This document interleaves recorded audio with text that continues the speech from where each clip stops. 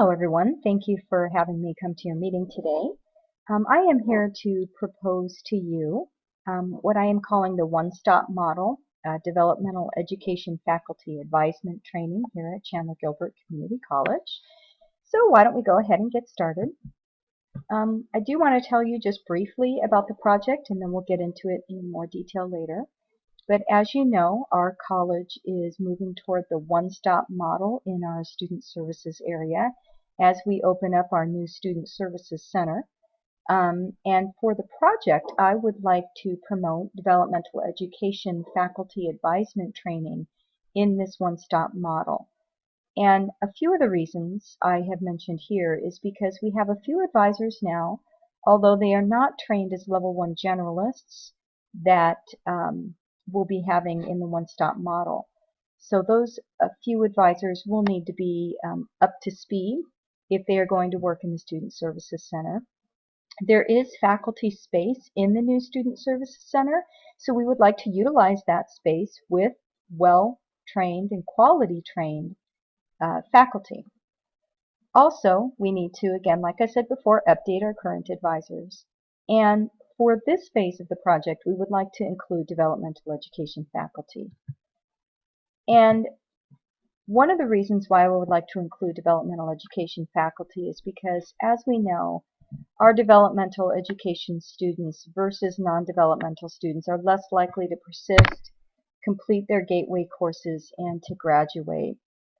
And student support services research is showing us that student support services and the quality of those services can encourage students' decision to continue on school. And we also know that the more faculty are involved with their students, the higher student satisfaction is, and students become more satisfied with their college experiences than those who didn't work with faculty. So the more faculty involvement, the more quality our student support services are, the more we can engage our students. Now we are moving to this seamless model, student model of student services, where we are trying to promote interaction across the board and between departments so that we're working together between faculty and student services and other areas of the college in order to provide a seamless model of student support for the students.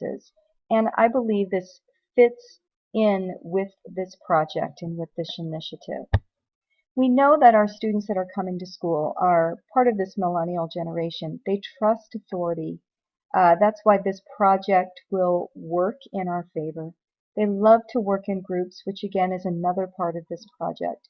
They are technologically connected, which is stressed in the one-stop model. Students feel special. Their parents have given them, plus the other adults in their life as they've been growing up, this attitude of feeling special and this specialness. So we want that to continue, or it will continue, with this model, that students will feel like they are getting the support that they need from all the areas of campus. And in Arthur Chickering's 7 vectors of student development, one of his vectors is to this thought that students need to move through reliance on parents and move toward autonomy. And as they become more self-reliable, they are then able to depend on others to help them when that help is needed. And we want our students to move through that area of student development. And I believe this project will help students to get toward interdependence.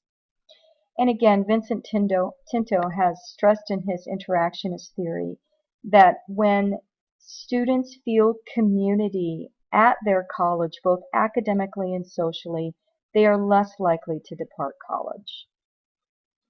Now, some of the opportunities for improvement that we have identified here at Chandler Gilbert are mandatory and frequent advising.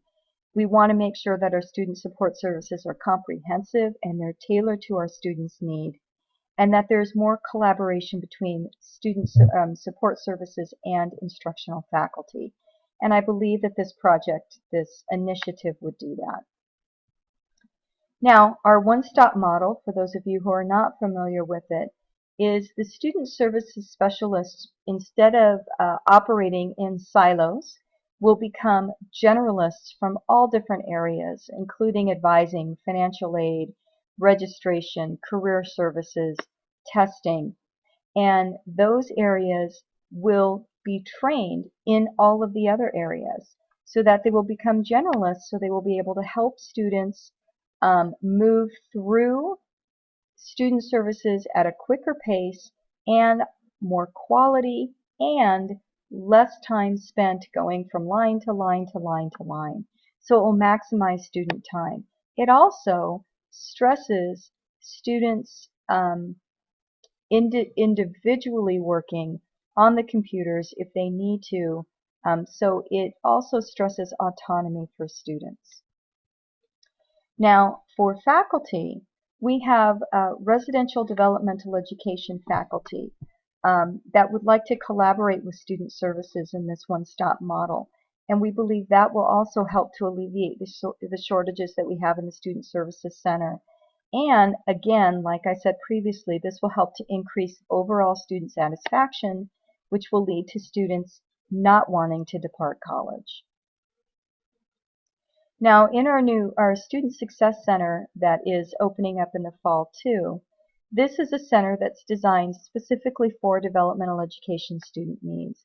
So as another part of this project, for the Student Success Center, we are focusing on one-on-one tutoring in math and English. Again, we're bringing faculty in to work specifically with developmental ed students, but also too, we want to bring student services into this area to create group sessions and workshops that focus directly on helping students' developmental education needs in these areas, in the areas of career services, advisement, financial aid, and as you can see the other areas there.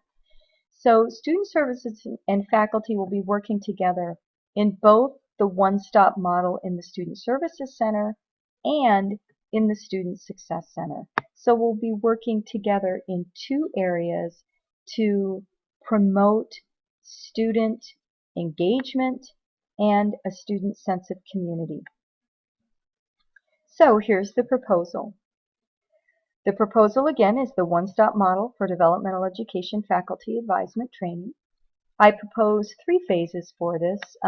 We are going to have a 3-day summer institute that will occur. I'll explain that to you in a little bit. There will be follow-up training in the fall.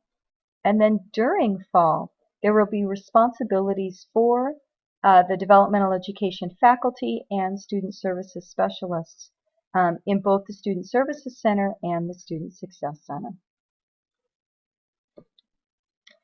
So here's what it will look like. With the Summer Institute, it will be a 3-day Summer Institute. As you can see the dates there. So we will go from 9 to 2 for 2 days and for 3 hours on the last day. The trainers will be our Dean of Student Services and our Director of Advisement. The people who are involved in this program will be the 10 residential developmental education faculty in math, English, and reading. The follow-up training will occur in the fall. They will be on 3 Fridays in September, October, and November. The topics will be determined depending on faculty needs as they begin to work in the Student Services Center and where they see areas that they need to brush up on or to be trained more in depth on. So again, the trainees will be the residential developmental education faculty. Our trainer will be Ryan Kane. And then during the fall, the faculty one-stop responsibilities will occur in the Student Services Center, where residential faculty will serve as level 1 generalists. They will be expected to serve 2 times per month for 1.5 hours per session, and they will use their office hour time during that time. There will also be one other responsibility, and that is working in the Student Success Center with student services specialists where they create workshops that are geared specifically toward our developmental education students in the student services area. So the resources that we will need, the funding needs for the Summer Institute is where that funding will really take place. For the 10 residential faculty, it's just right around $4,000 to train them off the clock. The trainers will be paid $1,000, and the training space and the lunch will be approximately $200. So the total, as you can see there, we anticipate the sources of that funding will occur with our Student Success Initiative dollars that we have received at Chandler Gilbert Community College. We are going to also ask the District Developmental Education program to provide just under $2,000 of the funds. If that cannot be provided, then hopefully our Student Success Initiative will be able to cover this initial startup cost.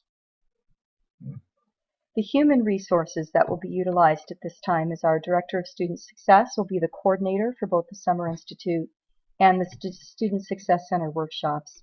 Our Dean of Student Services will be a trainer for the Summer Institute. They will also be in charge of scheduling faculty in the Student Services Center at the time that's needed best. Our Director of Advisement will serve as a trainer, and our developmental education faculty and student services technicians will of course also be involved in the training and being trained. The anticipated benefits for this project is, number one, geared toward our developmental education. Hopefully they will trust their faculty as level 1 generalists. They will get personal advisement that's geared toward developmental education students. And the workshops that are geared towards them will help them as they move forward through that first semester and into the end of their first year and beyond. Again, we hope that this will increase their sense of integration in the community, their increased persistence, major focus, retention, and graduation. And developmental and education faculty and student service techs will increase our engagement with the students and, again, increase our engagement with each other and our cooperation with each other. Our outcomes, the first one is to increase our persistence for developmental education students. Hopefully, we will have fewer as undecided majors. They will increase their confidence in their choice of program of study. Also, we can increase our DevEd students getting through their gateway courses in math, English, and reading, and we will increase their persistence to graduation. Now, our initial startup costs, as we said, were right around $5,000 for the summer. During fall and spring of 2015, we do not anticipate any further costs, and the other costs may possibly be in the second summer with new faculty training or level 2 training. But again, we believe that annual budget will be less than $5,000 as we continue and sustain this program. Thank you, and if you would like any references, they are provided with the executive summary. Have a good day.